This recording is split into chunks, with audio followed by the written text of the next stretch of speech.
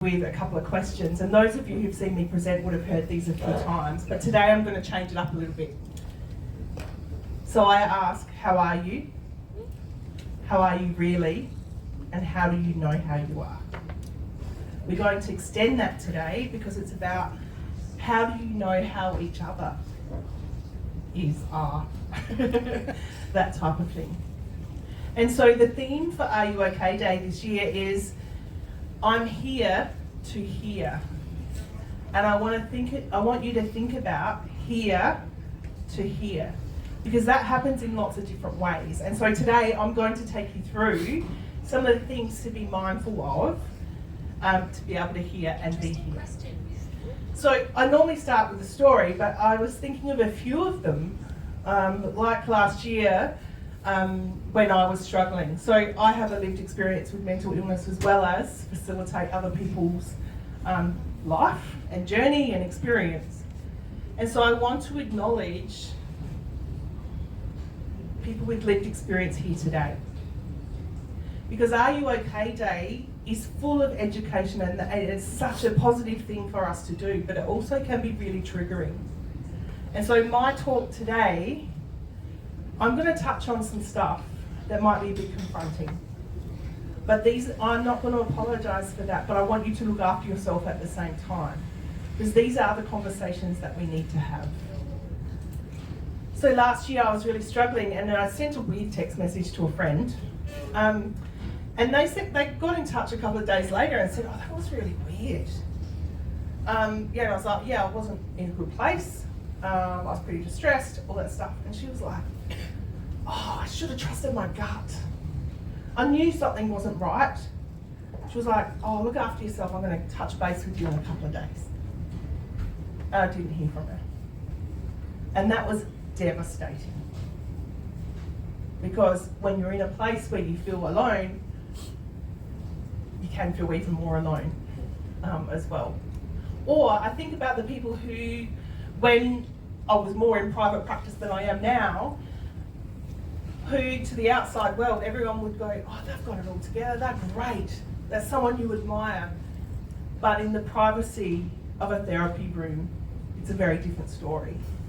Well, my colleague, I used to work at paediatric palliative care at Women's and Children's, and one of my colleagues wouldn't say that she was distressed or not coping with a case or overwhelmed, big workload, life experiences, all the things that come.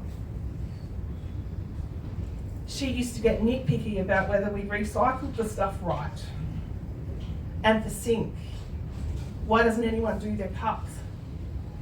It so wasn't about the cups or the recycling. There were signs and indications that she wasn't travelling well. And that's what I'm going to talk to you about today. So, I like to anchor things with certain sayings and things like that. So today, does anyone remember head, shoulders, knees and toes? Don't worry, I'm not going to make you do it right now. We might do it later. So when we think about being here, this is about how present you are. And so I want you to just to spend a moment right now letting the workload just be on hold and being here. It's not just about your body being in the room, it's about all of you being in the room, because that's what we need when we need to ask someone if they're okay. So let's just spend a moment being here.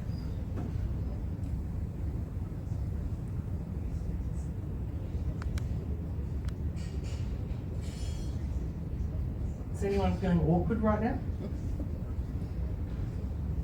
I know I used to work with young people and do discussion groups. Quite often they'd bring out this awkward turtle whenever there was silence. But it doesn't have to be awkward, because when we feel the silence, we're sometimes getting in the way. And so when you think about being here to here, it's about you being present as well. So let's go back to head, shoulders, knees and toes. Part of being present, I want everyone to put their hands on their heads. We're going to do heads first. Is where are your thought processes at?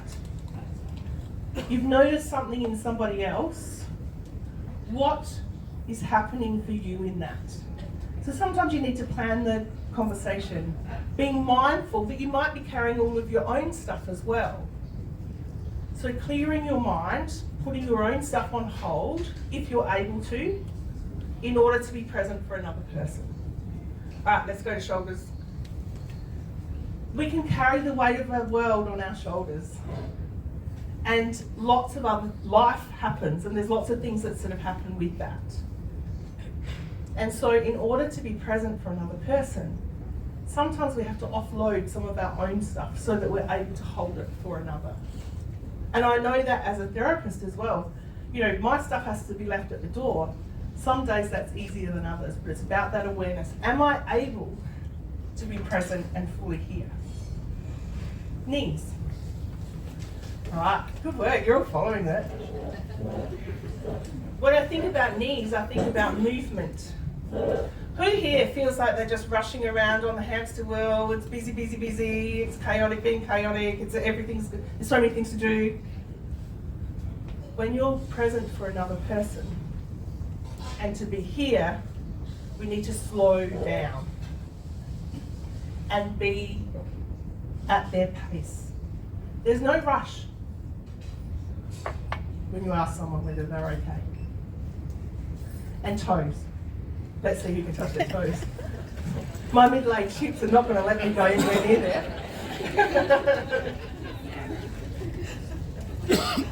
When we need to be here, we need to ground ourselves and be present with that. It's not necessarily, it's about that centeredness so that we can walk together. You don't have to fix anything in somebody else, and those of you who are mental health first aiders will know that. It's about being present to what's happening so that you can walk together and create something. So we've got heads, shoulders, knees and toes. There's another verse that we're going to come back to. So I want you to think about, coming back to that question, how are you right now? Because that's an important part of being present for somebody else. So I might get a few people just to come up the front and grab a pile of pipe cleaners, or chenille sticks if you want to call them that, a fancy name. And what I want you all to do is to take 1, 2 or 3, or if you need 10, take 10. Gives me an excuse to buy more. What I want you to do is to create a shape in how you are right now. So just a minute process, don't think about it too much. You do not need to be an artistic genius to work with this. So how are you right now? So just, go around the room. I'll give you about a minute to create that, and then we'll come back as a group again. Who would have thought that a pipe cleaner can express so much? Indeed. Let's come back to the whole concept of being here. So you've just created how you are right now. What I would like you to do is reshape it, or if it's okay as it is, that's fine as well. In order for you to be present and ready to be here, what needs to happen to your pipe cleaner or pipe cleaners? How do you prepare yourself when you know somebody's not okay? So I want you to spend about half a minute doing that, quickly share with your partner, and then we'll come back together.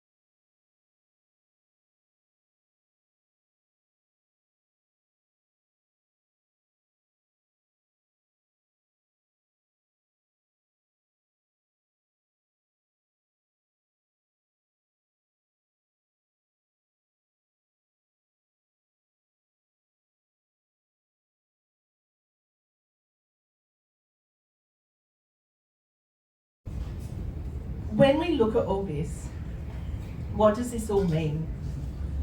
Now, I'm about to tell a story that might be a little bit confronting, but what it does is highlight the importance of having the conversation, because it's so important. So I'm a therapist.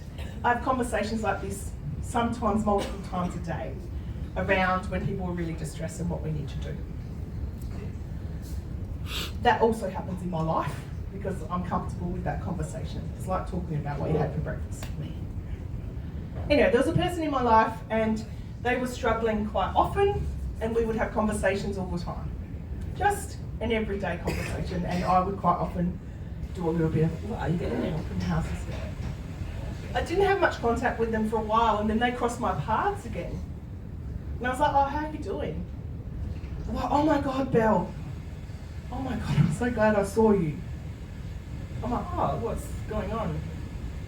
And they're like, I just want to thank you. I'm like, okay. And they're like, about a month ago, I was so distressed that I wanted to take my own life.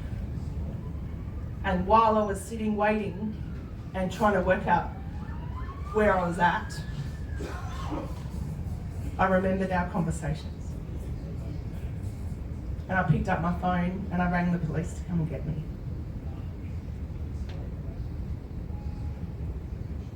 That was an everyday conversation that we just had. They then got support, and they said to me, at the time, I didn't think I could ever be okay, but now I know I can be. And that's the difference in making a conversation, in having a conversation. And I know that's a full-on story for morning tea. But that's not a story of tragedy, it's a story of hope. And what it demonstrates is that when we are here, we can hear so that people can be here. You have the power to make a difference.